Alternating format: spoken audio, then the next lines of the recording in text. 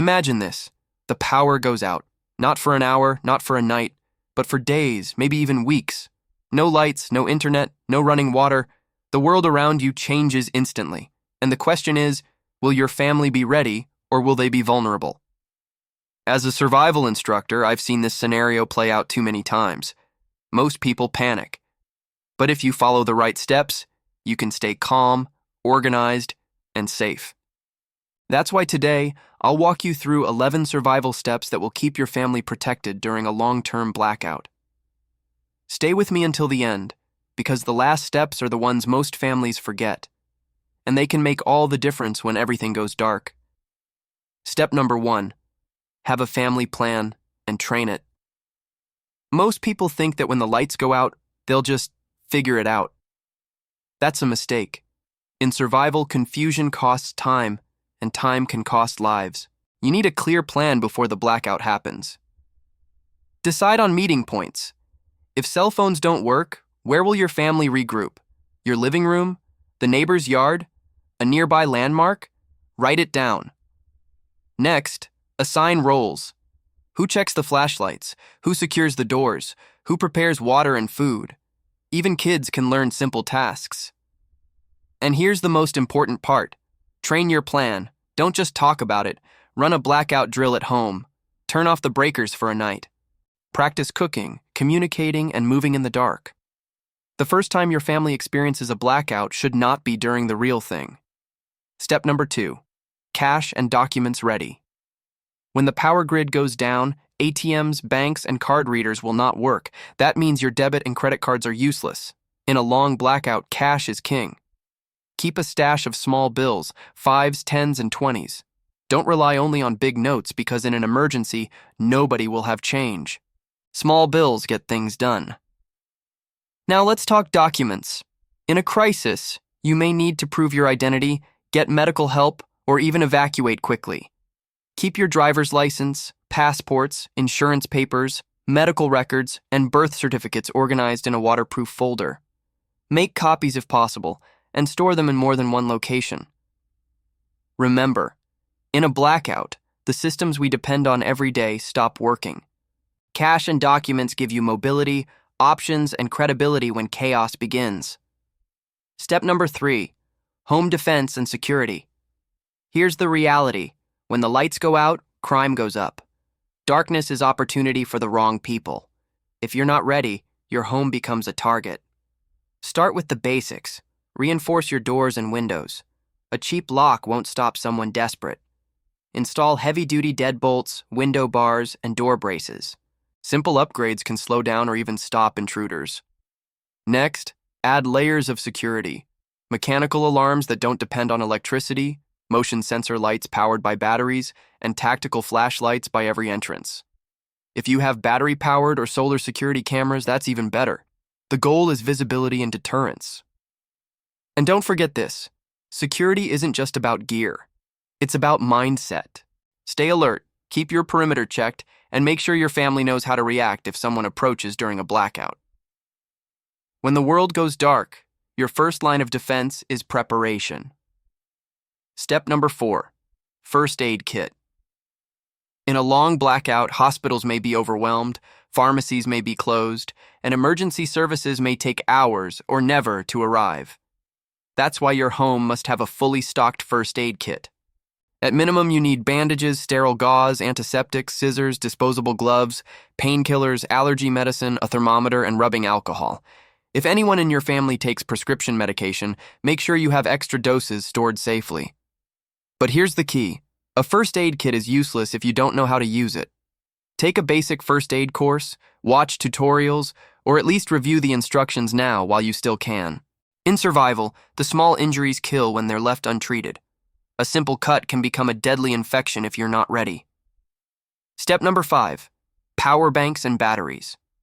When the grid fails, your flashlights, radios, and medical devices become lifelines. But without power, they're just dead weight. That's why you need a solid supply of batteries and portable chargers. Start with multiple power banks. Choose high-capacity models, and if possible, invest in solar power banks.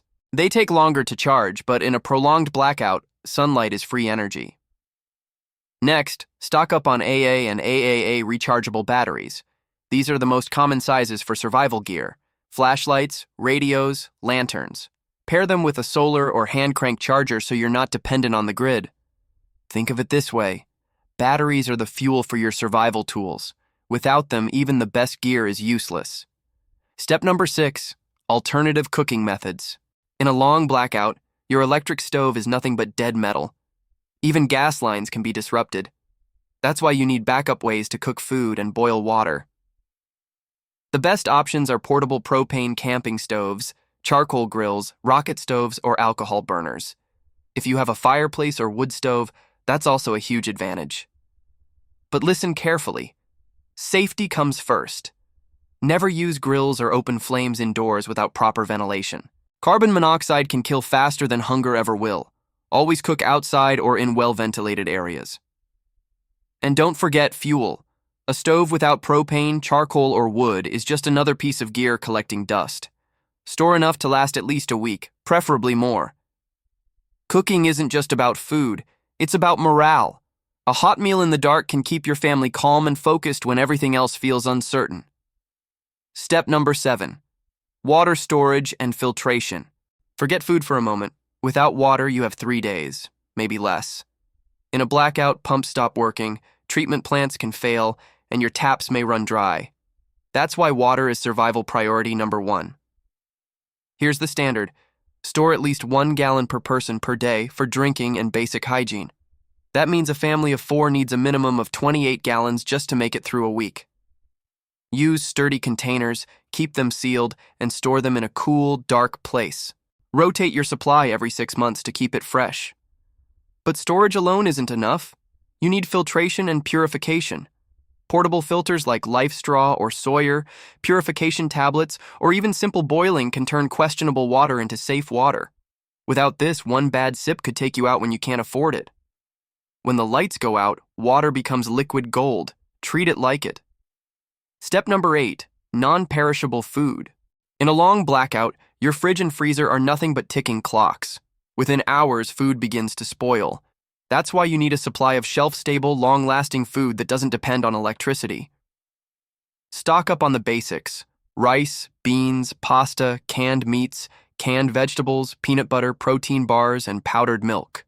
These foods last for months or even years and give you the calories your family needs. Here's a pro tip: build your supply using a rotation system. Eat from it, replace what you use, and always keep it fresh. That way nothing goes to waste and you're always ready. And don't forget comfort foods. A jar of instant coffee, a bag of hard candy, or even some chocolate can lift spirits in the middle of chaos. In survival, food isn't just fuel, it's peace of mind, and in the dark, peace of mind is priceless. Step number 9, radio for information. When the power grid fails, so does the internet, cell towers, and television. In a blackout, information is survival. Without it, you're blind to what's happening outside your door. That's why every family needs an emergency radio. The best options are hand-crank or solar-powered radios that don't rely on batteries. Make sure it can pick up no-way weather alerts and emergency broadcasts. This small device can warn you of incoming storms, government updates, or evacuation orders. And unlike your phone, it won't die after a few hours. Remember, knowledge is power. In a blackout, a simple radio can mean the difference between staying safe and walking straight into danger. Step number 10, lighting alternatives. When the sun goes down during a blackout, total darkness becomes a real threat. Without light, even simple tasks become dangerous. That's why you need multiple, reliable lighting options. Start with flashlights. Have at least 3, 1 for each adult, 1 as backup.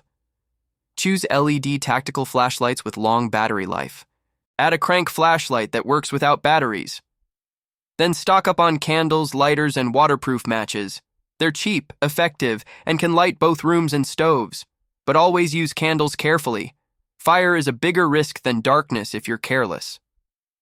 And here's a pro tip: place small solar garden lights outside during the day and bring them inside at night.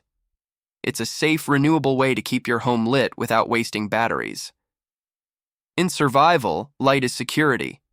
Light is comfort. And in the darkness of a blackout, light is hope. Step number 11, the mindset. You can have gear, you can have food, you can have water. But if you don't have the right mindset, you won't make it through a long blackout. Survival isn't just about tools, it's about preparation, discipline, and calm under pressure. Talk with your family, train them. Make sure everyone knows that when the lights go out, panic is the enemy. Preparation is the solution. So let's recap. To survive a long blackout, you need a family plan, cash and documents, strong home security, first aid, batteries and power banks, alternative cooking, safe water, non-perishable food, a reliable radio, multiple lighting options, and above all, the right mindset. The question isn't if the next blackout will happen, the question is when. And when it does, will you be ready? If you found this guide useful, hit that subscribe button, give this video a like, and share it with someone you care about. Because when the grid goes down, knowledge shared today can save lives tomorrow.